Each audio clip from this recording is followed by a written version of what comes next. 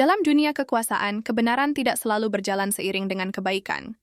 Dan pemimpin yang efektif seringkali harus memilih bukan antara yang benar dan salah, melainkan antara yang kurang buruk dan yang paling dapat dipertahankan. Inilah inti dari pemikiran Niccolo Machiavelli dalam Il Principe, khususnya dalam bab yang paling terkenal dan kontroversial. Apakah lebih baik seorang pemimpin dicintai atau ditakuti? Pertanyaan ini bukan sekadar pilihan moral, tetapi pilihan strategis. Dan Machiavelli menanggapinya dengan keberanian yang jarang muncul dalam filsafat politik sebelum atau sesudahnya. Machiavelli, seorang negarawan dan pengamat politik Italia di masa Renaissance, hidup di tengah kekacauan negara-negara kota yang saling bertikai, pengkhianatan, dan jatuh bangunnya para penguasa. Ia tahu bahwa idealisme tidak cukup untuk mempertahankan kekuasaan. Dunia tidak memberi ruang bagi pemimpin yang naif. Karena itu, dalam pikirannya, seorang pemimpin yang terlalu bergantung pada cinta rakyatnya akan mudah jatuh, sebab cinta itu bersyarat, rapuh, dan mudah berubah. Rakyat mencintai selama tidak merasa terganggu, selama kepentingannya tidak terusik, dan selama hidup berjalan nyaman. Namun ketika masa sulit datang, ketika kelaparan, pajak, atau kekacauan melanda, cinta itu bisa menguap secepat embun pagi. Rakyat akan meninggalkan pemimpin yang hanya mengandalkan simpati. Sebaliknya, ketakutan, menurut Machiavelli, adalah alat yang lebih stabil.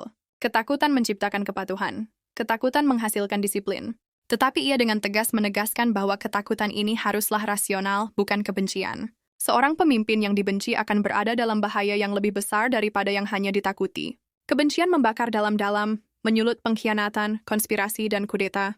Oleh karena itu, Machiavelli tidak menganjurkan kekejaman tanpa batas, melainkan kekejaman yang strategis, terkendali, dan memiliki tujuan politis yang jelas.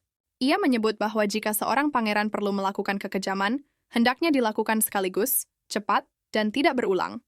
Luka yang tajam namun sesaat lebih mudah diterima daripada penderitaan kecil yang berlangsung terus-menerus. Kekejaman, dalam konteks Machiavelli, bukanlah cerminan dari jiwa jahat, tetapi dari keberanian untuk mengambil keputusan yang sulit demi stabilitas negara. Dalam banyak contoh sejarah yang ia amati, para pemimpin yang ragu menindak atau terlalu terikat pada belas kasih sering menjadi korban dari kekacauan yang mereka biarkan tumbuh.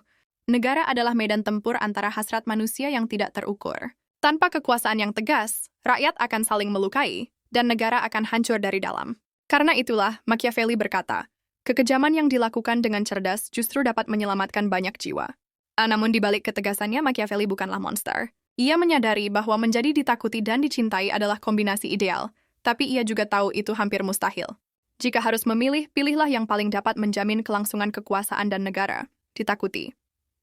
Tapi bahkan di situ pun ia memberikan syarat. Jangan menyentuh milik atau kehormatan pribadi rakyatmu. Orang lebih mudah memaafkan kematian ayah mereka daripada kehilangan warisan. Ini mungkin terdengar dingin, tetapi disitulah letak realisme Machiavelli. Ia memahami manusia bukan dari kacamata harapan, tapi dari sifat aslinya. Ia menulis bukan untuk dunia yang sempurna, tetapi untuk dunia nyata, yang penuh ambisi, hasrat, dan ketidakkonsistenan moral. Dalam praktiknya, banyak pemimpin besar sepanjang sejarah yang sadar atau tidak mengikuti prinsip ini.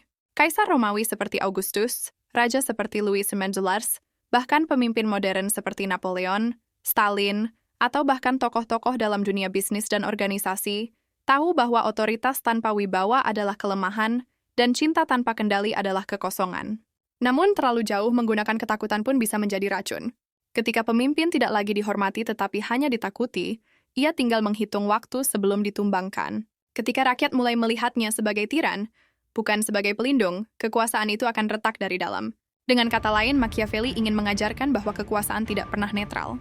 Ia harus dikelola, dijaga, dan seringkali harus dipertahankan dengan cara-cara yang bertentangan dengan ajaran moral umum.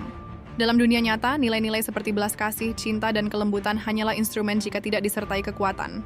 Ia tidak mengatakan bahwa kekejaman itu baik, tetapi bahwa kekejaman yang terukur dan tepat bisa jauh lebih manusiawi daripada kelembutan yang melahirkan kekacauan.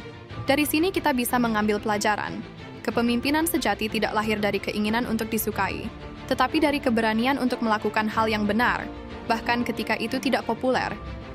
Dalam dunia yang serba kompleks ini, pemimpin harus berani mengambil keputusan yang mungkin terlihat kejam di permukaan, tetapi menyelamatkan lebih banyak dalam jangka panjang. Ia harus tahu kapan menaruh simpati, kapan menegakkan disiplin, dan kapan memisahkan antara kasih pribadi dan kebutuhan politik. Karena di balik setiap senyum rakyat ada kalkulasi kepentingan, dan di balik setiap loyalitas ada harapan akan keamanan dan kemakmuran yang harus dijaga, meski dengan tangan besi.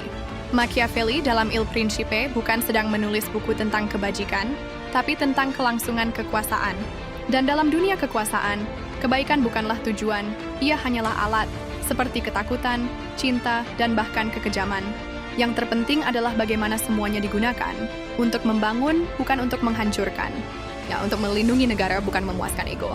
Dan untuk memastikan bahwa di tengah badai sejarah, sang pangeran tetap berdiri, tegas, rasional, dan tidak ditelan oleh ilusi bahwa dunia ini bisa dijalankan hanya dengan kebaikan hati.